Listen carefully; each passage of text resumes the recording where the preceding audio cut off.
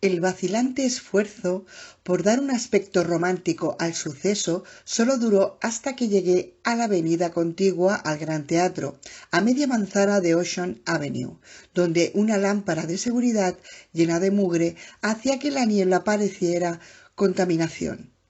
Allí dirigí la bici, la dejé rodar por el pavimento, me acerqué al dumpster y vomité lo poco que no había digerido de la cena de medianoche con Bobby Holloway. Había asesinado a un hombre. Indudablemente la víctima se merecía morir. Y más pronto más tarde, con una u otra excusa, Louis Stevenson me hubiera matado, sin tener en consideración la voluntad de sus colegas de conspiración de garantizarme una dispensa especial. Había actuado en defensa propia, podría argumentarse, y para salvar la vida a Orson. Pero había matado a un ser humano, y aun en aquellas circunstancias no se alteraba la esencia moral del acto. Sus ojos vacíos, muertos, me obsesionaban, la boca abierta en un grito silencioso, los dientes ensangrentados. La memoria trae fácilmente las visiones. Sonidos, sabores, sensaciones táctiles son más difíciles de evocar. Es virtualmente imposible experimentar un olor tan solo deseando recordarlo.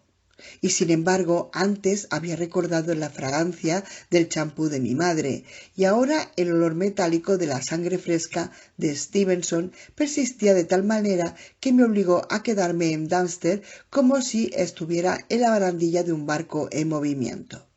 De hecho, no solo me afectaba haberlo matado, sino también haber destruido el cadáver y toda evidencia con diligencia y eficacia. Al parecer tenía talento para la vida criminal.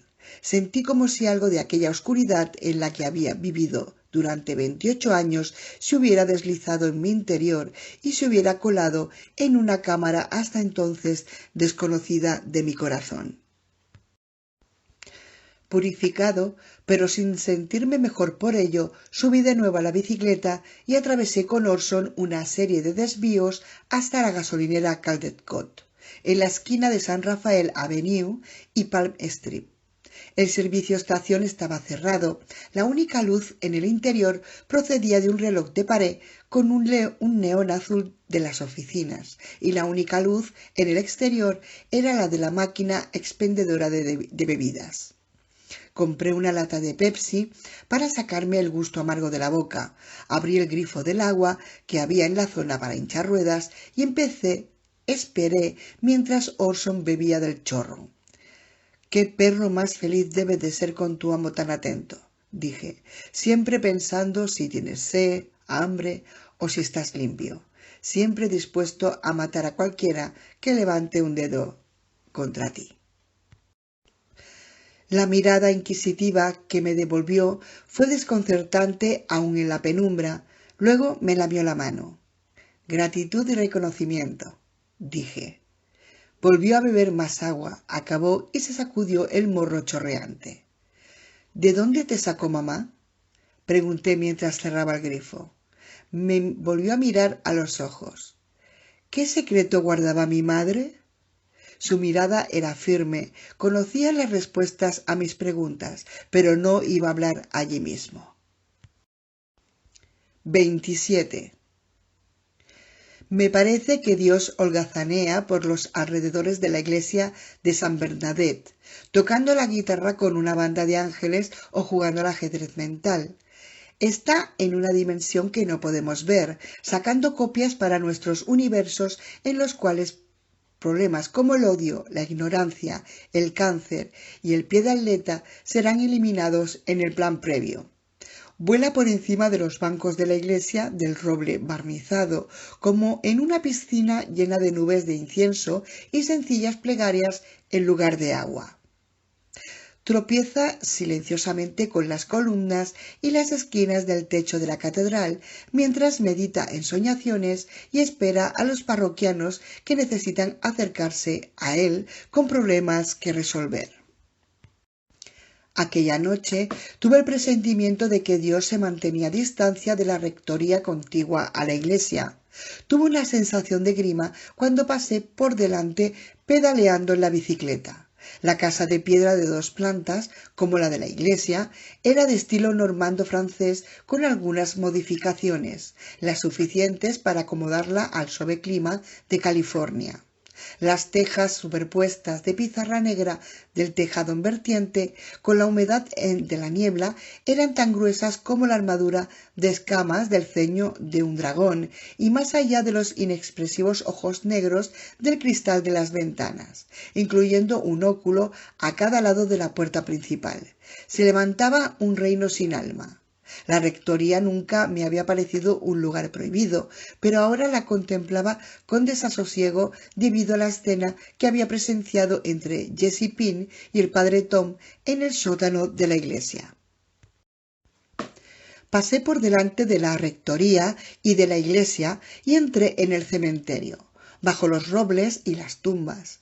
Noah Joseph James, que había fallecido a los 96 años, seguía tan silencioso como cuando lo habíamos saludado antes. Aparqué la bicicleta contra su lápida. Saqué el teléfono móvil del cinturón e inserté la clave que me comunicaba directamente con la cabina de la emisora KBAY. Escuché 4 llamadas antes de que Sasha respondiera, aunque en la cabina no debió sonar ningún timbre. Sasha vio la llamada por la luz azul intermitente de la pared que tenía enfrente cuando estaba ante el micrófono. La contestó apretando el botón de espera y mientras lo hacía escuché su programa a través de la línea telefónica. Orson empezó a husmear buscando ardillas. Formas nebulosas flotaban como espíritus entre las tumbas. Oí a Sasha introducir un par de cuñas donut de 20 segundos. No son anuncios comerciales de donuts, sino algunos anuncios con el principio y el final grabado que dejan un espacio en el centro para temas de actualidad. Siguió con unos comentarios sobre Elton John y luego emitió Japanese Hands. Evidentemente el festival de Chris Isaak ya había acabado. He puesto varias grabaciones. Tienes algo más de 5 minutos, Encanto, dijo levantando el auricular. ¿Cómo sabías que era yo? Solo unas cuantas personas tienen este número, y la mayoría están durmiendo a estas horas. Además, cuando se trata de ti, tengo una gran intuición. En cuanto vi la luz del teléfono, sentí un hormigueo en mis partes bajas. ¿Tus partes bajas? Mis partes bajas femeninas. Estoy impaciente por verte, Snowman. Veo que empezamos bien. Oye, ¿quién más está trabajando contigo esta noche? Dougie Shasman. Era el ingeniero de producción que operaba en la emisora. ¿Estáis los dos solos? Me inquieté. ¿De pronto te has vuelto celoso? ¡Qué maravilla! Pero no tienes que preocuparte. No alcanzo el nivel de Dougie. Cuando Dougie no estaba acomodado en la silla de mandos del panel de control del audio, se pasaba casi todo el tiempo encima de una Harley Davidson. Medía unos 2 metros y pesaba 130 kilos. Sus abundantes e indomables cabellos rubios y la barba ondulada eran tan brillantes y sedosos que tenía que resistir el impulso de acariciarlos, y el colorido tatuaje que virtualmente le cubría cada pulgada de los brazos y el torso, y se lo había hecho durante sus años universitarios. Sin embargo, Sasha no bromeaba del todo cuando me dijo que no alcanzaba los niveles de Dougie. Con el sexo opuesto tenía más atractivo que Pooh, con el 10º poder. Lo conocía desde hacía 6 años y las 4 mujeres con las que había mantenido relaciones podían haber asistido a los premios de la Academia en tejanos, camisa de franela y sin maquillaje, y brillar más que cualquier estrella deslumbrante en la ceremonia. Bobby dice siempre que Dougie Shasman ha vendido su alma al diablo, que es el amo del secreto del universo, que posee los genitales con las proporciones más sorprendentes de la historia del planeta y que produce unas hormonas sexuales que tienen más poder que la gravedad de la Tierra. Me alegré de que Dougie estuviera trabajando esa noche, porque no tenía duda alguna de que era mucho más fuerte que cualquiera de los otros ingenieros de la KBAY. Creía que había alguien más aparte de vosotros dos, dije. Sasha sabía que no estaba celoso de Dougie y captó el tono de preocupación en mi voz. Ya sabes que aquí las cosas se han ajustado mucho desde que cerró Fort Weaver y que hemos perdido la audiencia de los militares por la noche. Apenas nos da dinero para salir al aire, aun con un exiguo personal. ¿Qué pasa, Chris? ¿Has cerrado con llave las puertas de la emisora? Sí. Al final de la noche los y las discjockeys se reúnen a mirar Llamada de la Noche para animarse. Aunque salgas después del amanecer, prométeme que o Dougie u otro te acompañará hasta el Explorer. ¿Quién se ha escapado? ¿Drácula?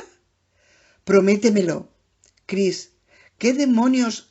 Te lo contaré luego. Prométemelo, insistí. Suspiró. Está bien, pero ¿tienes algún problema? Estoy bien, Sasha. De verdad. No te preocupes. Prométemelo. Ya te lo he dicho. No has dicho la palabra. Caray. Está bien. Te lo prometo. Y si no lo cumplo, que me parta un rayo.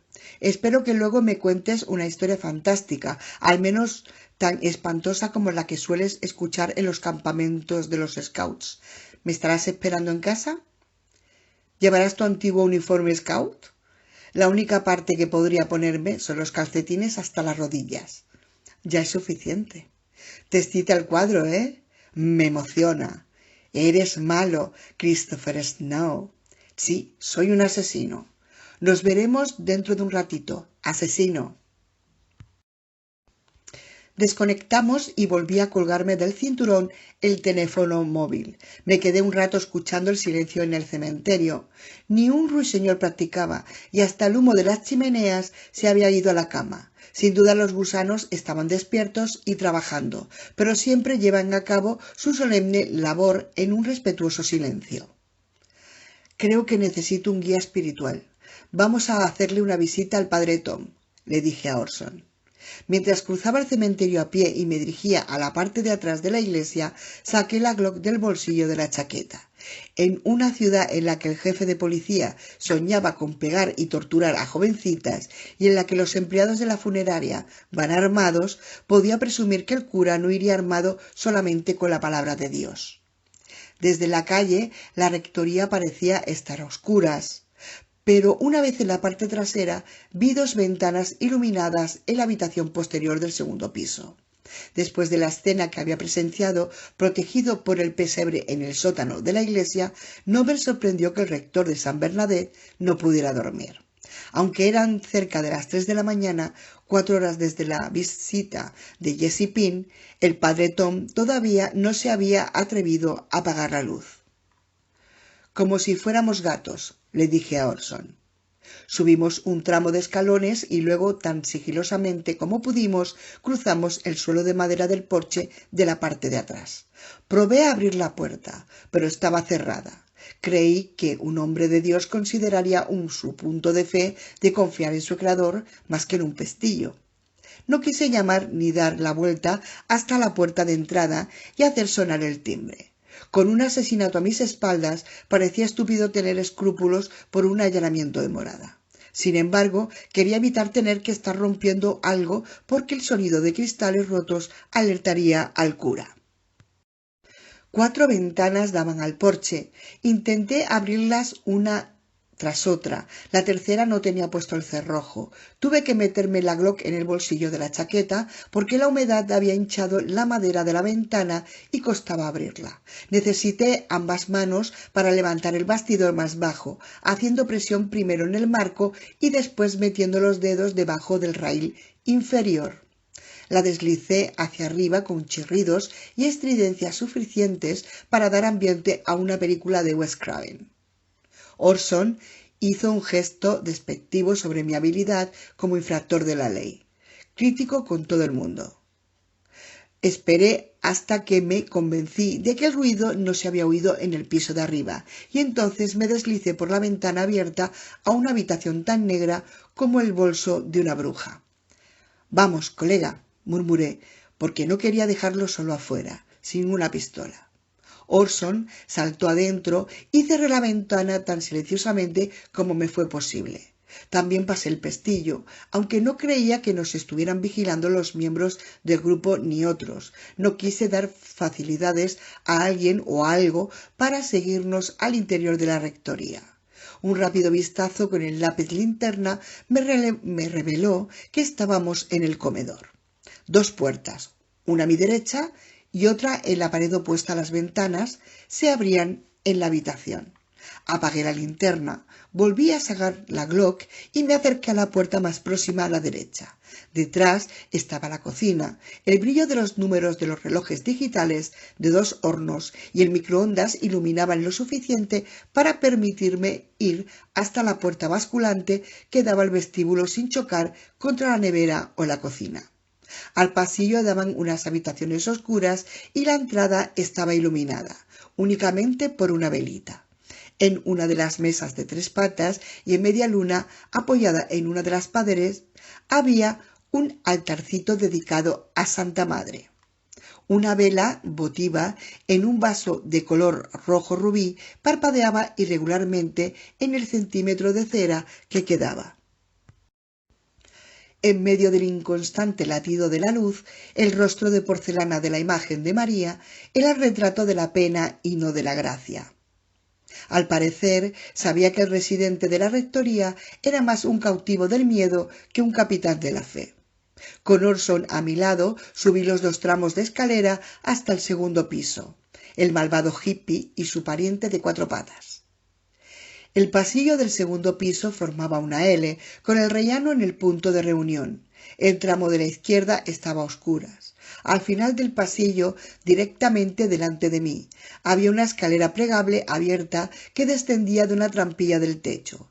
Debía de haber encendida una lámpara en un extremo del ático, aunque solo un brillo fantasmal descendía por los peldaños de la escalera. Una luz más fuerte llegaba procedente de una puerta abierta, a la derecha. Crucé el pasillo hasta el umbral. Me asomé al interior cautelosamente y me encontré con el austero dormitorio del padre Tom.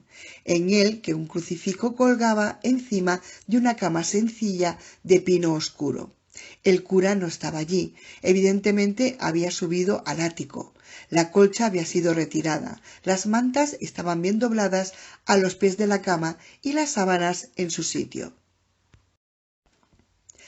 Las 2 lámparas de las mesillas de noche estaban encendidas, lo cual hacía que la zona estuviera demasiado iluminada para mí, aunque me interesaba más el otro extremo del cuarto, donde había un escritorio apoyado en la pared. Bajo la lámpara de bronce, con una pantalla de cristal verde, había un libro abierto y una pluma. El libro parecía un diario. A mis espaldas, Orson emitió un suave gruñido.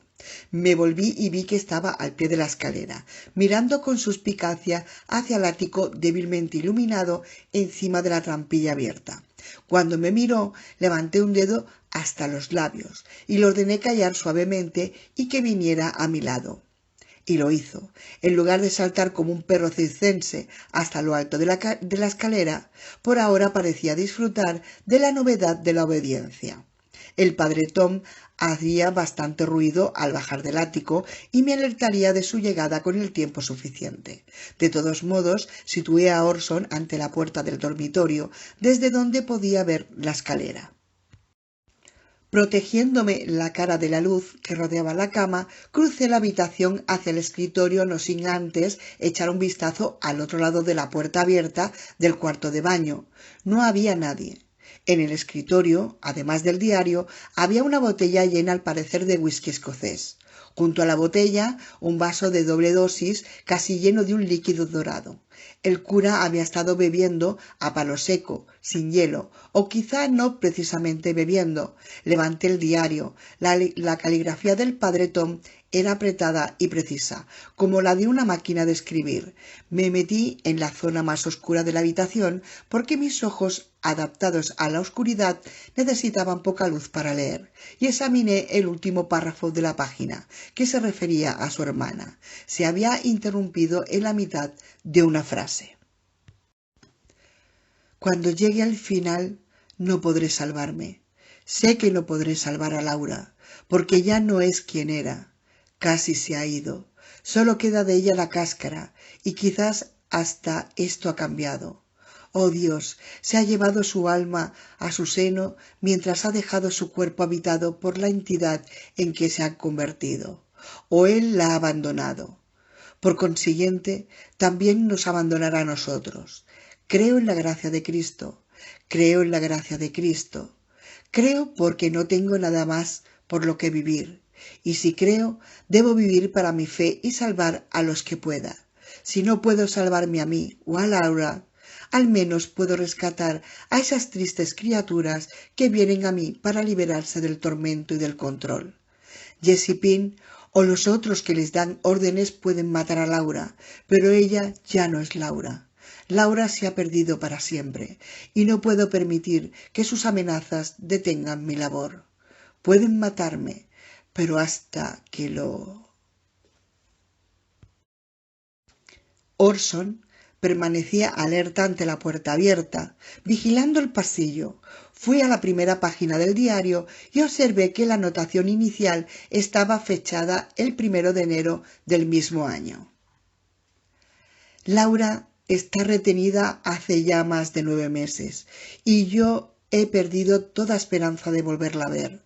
Si se me da la oportunidad de volverla a ver, debo negarme. Dios me perdone, porque me daría mucho miedo enfrentarme con lo que puede haberse convertido.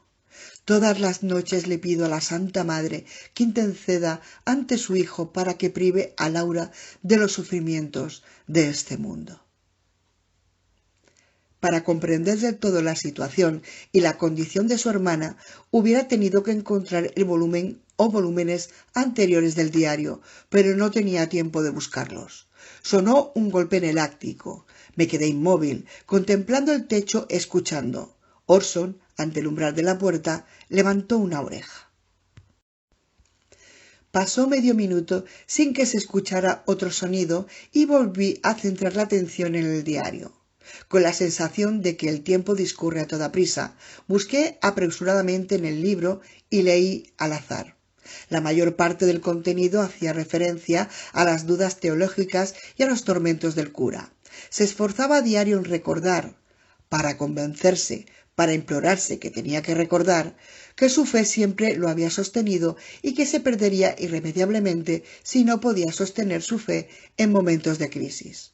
Esos fragmentos eran desagradables y podían haber sido una lectura fascinante por el retrato que proporcionaban de una mente torturada, pero no revelaban nada acerca de la conspiración de Wyvern que había infectado Mullan Bay. En consecuencia, los examiné superficialmente. Encontré una página y luego otras más en las que la caligrafía del padre Tom se convertían en un garabato. Los fragmentos eran bastante incoherentes, altisonantes y paranoicos, y deduje que debió de haberlos escrito después de haber bebido el suficiente whisky como para hablar balbuciendo. Más turbadoras aún fueron las anotaciones fechadas del 5 de febrero, 3 páginas en las que la elegante escritura era precisa hasta la obsesión. Creo en la gracia de Cristo. Creo en la gracia de Cristo. Creo en la gracia de Cristo. Creo en la gracia de Cristo. Creo en la gracia de Cristo. Las 6 palabras se repetían una línea tras otra, aproximadamente 200 veces. Ni siquiera una aparecía escrita apresuradamente. Cada frase había sido escrita en la página con tanta meticulosidad que un sello de goma o un tampón no hubieran producido un resultado tan uniforme. Al recorrer estas anotaciones comprendí la desesperación y el terror que debía de sentir el cura cuando las escribía, como si sus turbulentas emociones hubieran entrado en el papel junto con la tinta para expandirlas por siempre jamás. Creo en la gracia de Cristo. Me pregunté qué incidente habría llevado al padre Tom el 5 de febrero al borde del abismo espiritual y emocional. ¿Qué debió ver?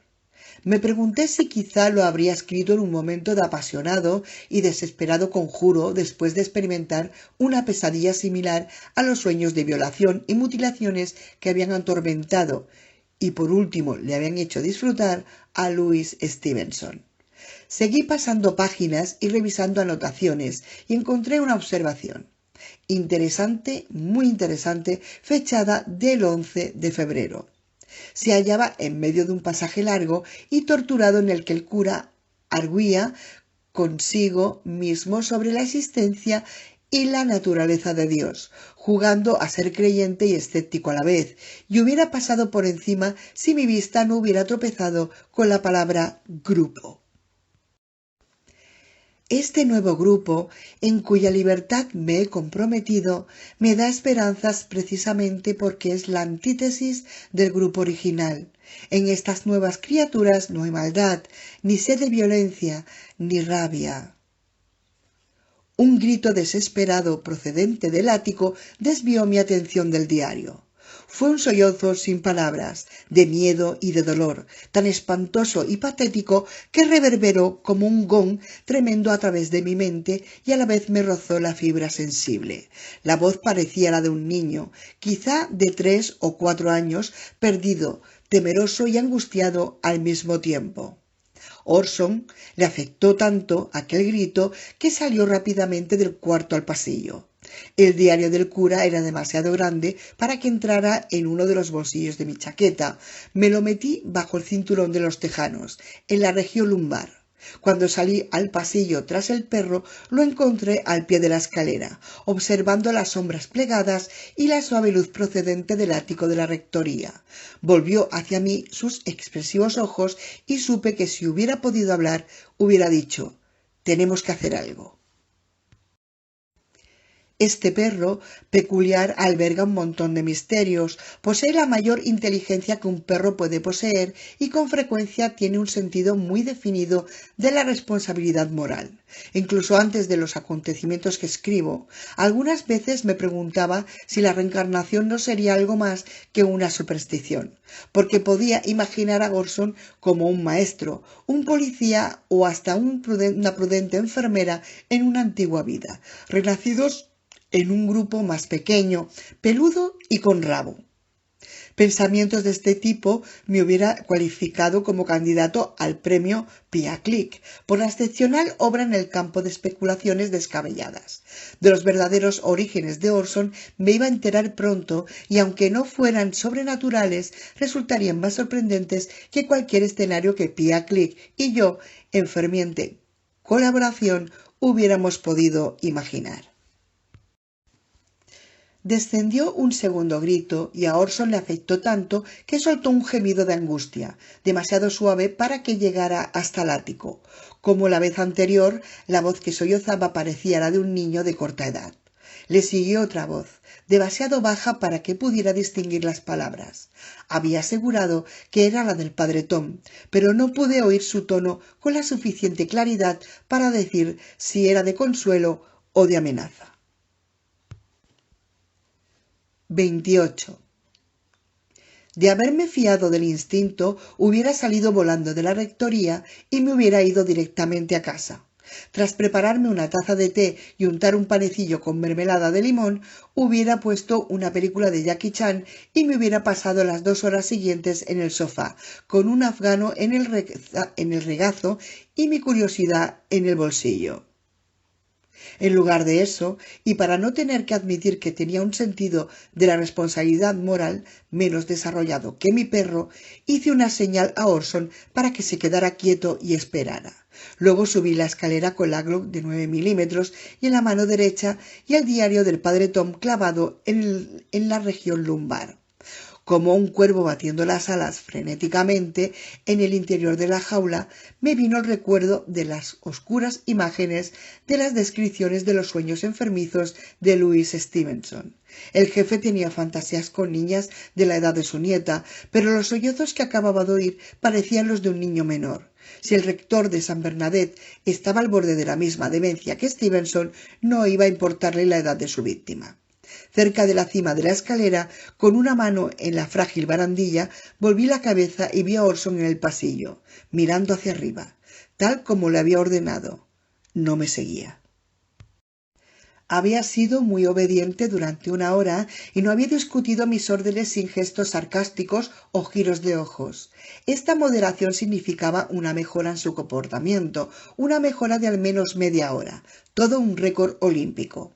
Finalmente me metí en el ático esperando recibir una patada en la cabeza con una bota eclesiástica, pero había sido lo bastante discreto para no llamar la atención del padre Tom, porque no me estaba esperando para incrustarme de una patada en los huesos de la nariz en el lóbulo frontal. La trampilla estaba en el centro de un pequeño espacio rodeado, hasta donde pude ver por un laberinto de cajas de cartón de varios tamaños, muebles viejos y otros objetos que no pude identificar amontonados hasta una altura de casi 2 metros. La bombilla que daba directamente sobre la trampilla no estaba encendida y la única luz llegaba procedente de la izquierda, del extremo que daba a la fachada de la casa. Avancé agachado por el amplio ático, aunque hubiera podido hacerlo erecto. La inclinación del tejado normando me daba la posibilidad de hacerlo, aunque no me preocupaba darme de cara contra una viga del techo. Intuí, sin embargo, que podía recibir un porrazo en la cabeza, un tiro entre las cejas o una puñalada en el corazón de manos de un cura loco. Si hubiera podido arrastrarme sobre el vientre como una serpiente, no hubiera avanzado agachado. El aire húmedo olía a tiempo destilado y embotellado a polvo, a viejo cartón rancio, a las persistentes fragancias de la madera de las cabrias, a moho y al extraño hedor de algún animal muerto, un pájaro o un ratón pudriéndose en un rincón sin luz. A la izquierda se abrían dos entradas al laberinto, una de ellas de 1,5 metros de ancho y la otra de poco más de 1 metro. Considerando que el pasillo era el camino más directo para atravesar el desordenado ático y era el único que seguramente el cura utilizaba para aproximarse a su prisionero, si se trataba de un prisionero, me deslicé silenciosamente por el estrecho pasadizo. Preferí coger al padre Tom por sorpresa que encontrármelo accidentalmente en alguna esquina. Había cajas a ambos lados, algunas atadas con cordel, otras festoneadas con peladuras de papel adhesivo que me rozaron la cara como antenas de insectos. Avancé despacio, tanteando el camino con la mano porque las sombras confundían y no quería hacer ruido. Cuando llegué al cruce de la T, no lo atravesé inmediatamente. Me quedé en el borde, agudicé el oído unos instantes, contuve la respiración, pero no oía nada. Salí sigilosamente del primer pasillo y escudriñé a la derecha e izquierda del nuevo corredor, que también tenía 1 metro de ancho. A la izquierda la luz de la lámpara brillaba un poco más que antes. A la derecha se extendía una profunda penumbra que no quiso revelar sus secretos ni siquiera a unos ojos acostumbrados a la noche, como los míos. Me dio la sensación de que un habitante hostil de esa oscuridad permanecía al alcance de mi mano al acecho, dispuesto a saltar. Me dije que los trolls viven bajo los puentes, que los gnomos malvados lo hacen en cuevas, que los gremlins solo habitan en las tramoyas y que los goblins, entes demoníacos, no establecerían su residencia en una rectoría.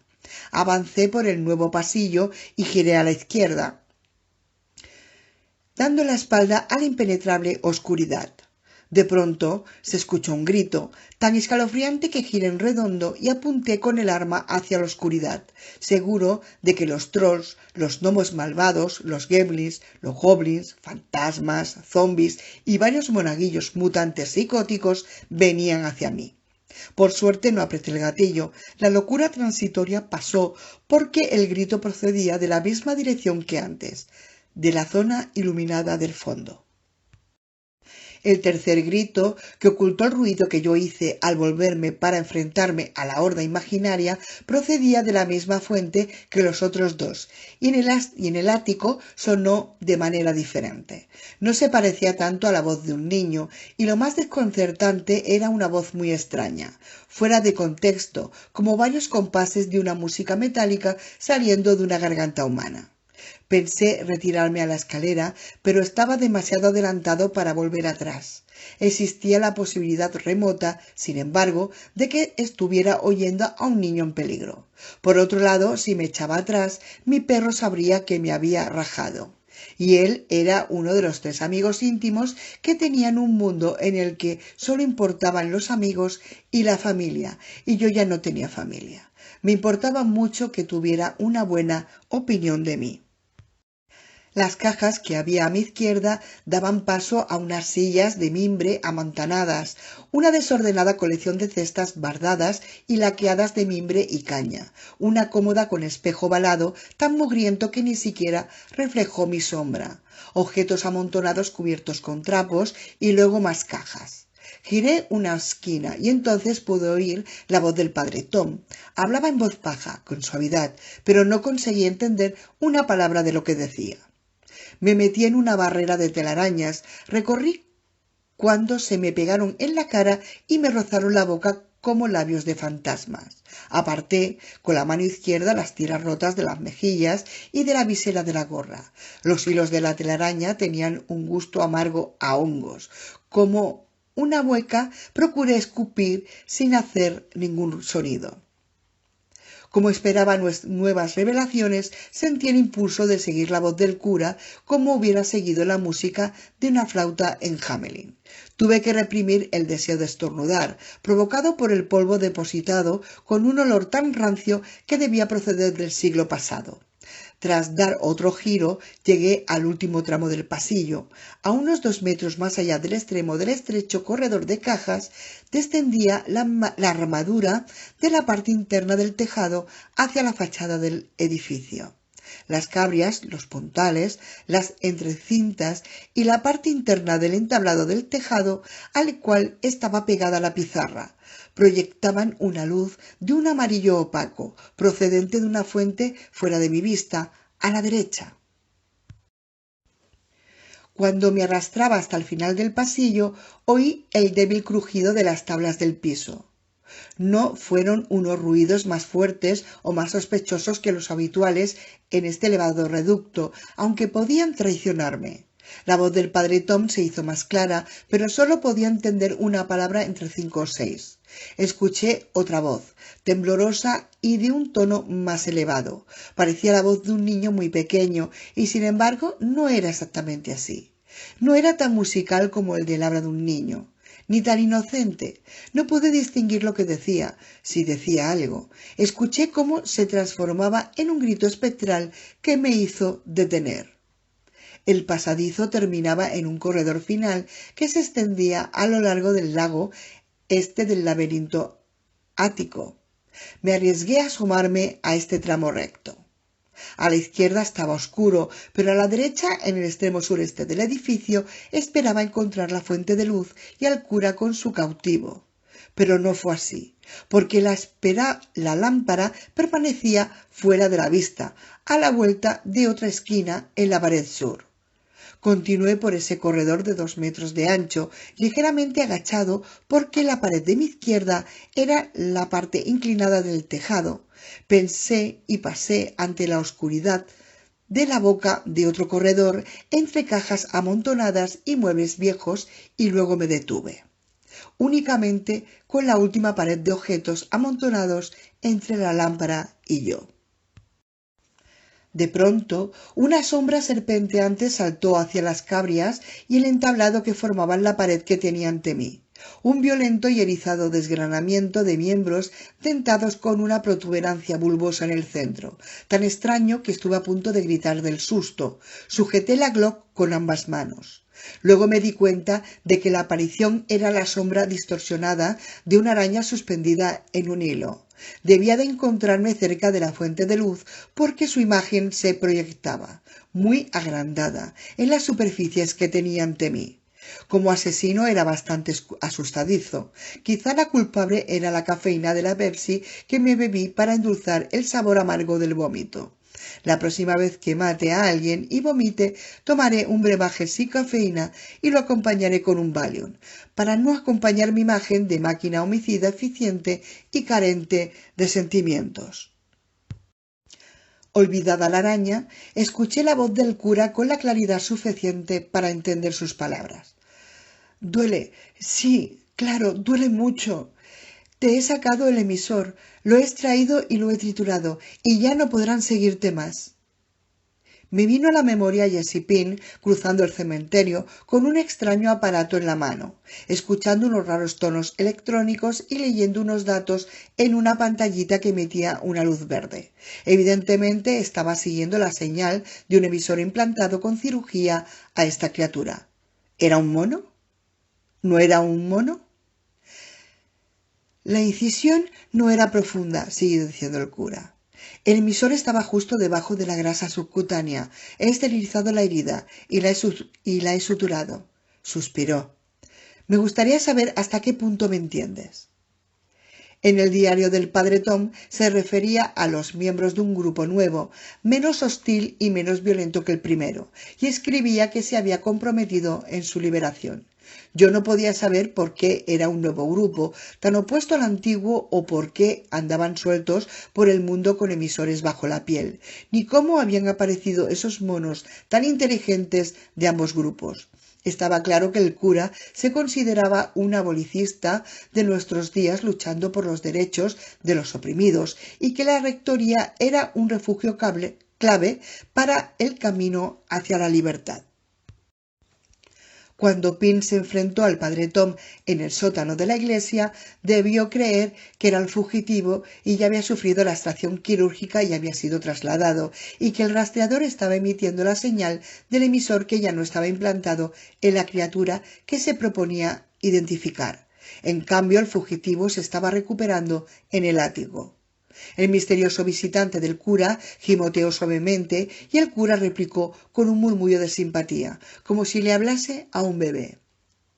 Animado por el recuerdo de la mansedumbre con la que había respondido el cura al empleado de la funeraria, recorrí los 2 pasos que me separaban de la pared final a las cajas.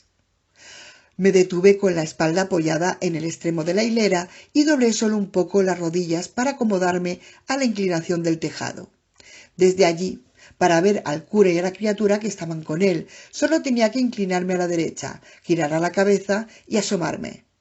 No quise revelar mi presencia porque recordé algunas de las extrañas anotaciones en el diario del cura, los pasajes delirantes y paranoicos que bordeaban la incoherencia, las 200 repeticiones de «creo en la gracia de Dios».